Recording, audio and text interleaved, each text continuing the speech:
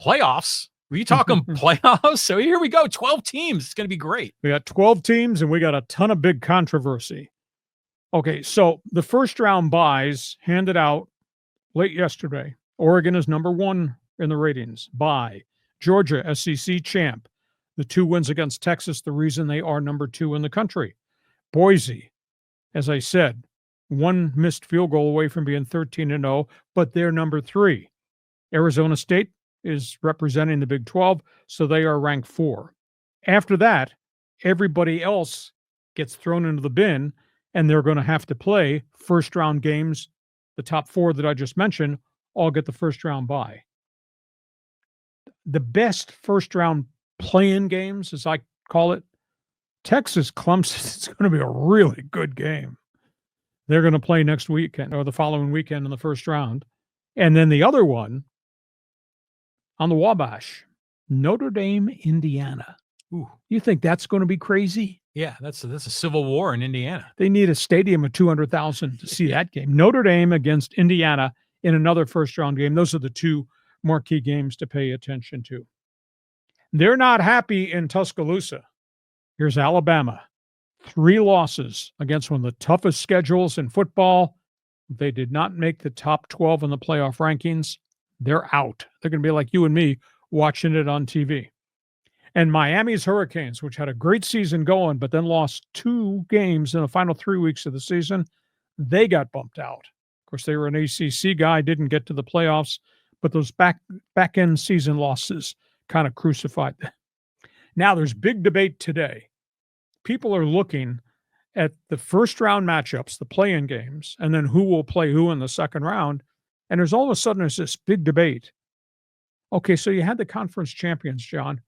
What if they reseed the field? Once they know who the conference champions are and everybody else, then you take all those teams and you reseed them. A lot of people don't think Boise deserves to be where they are in the rankings at number 3. A lot of people think Texas and some of these other guys deserve better rankings because of who they are, who they played. So there's a little bit of controversy about that. And now there's a debate going on, and I don't think you can change the rules here this late. There's a debate after we play the first round games. Why don't we just reseed who's left for the actual second round? In other words, rip up the rules that you spent a year developing, and let's just reseed so the right teams get in the right spots so the best teams get in. Because the potential could be when we get to weekend 2 of the playoffs, we got to have Oregon State in a repeat from what happened early in the season. A lot of people think, no, it shouldn't be that way. Ohio State's really good despite the last season loss and riot. Ohio State should not have to play Oregon in the playoffs right to begin with. So a lot of debate. It's going to be fun. This guy wanted 12 teams. I hope there's no 50-7 blowouts, but there could be along the way.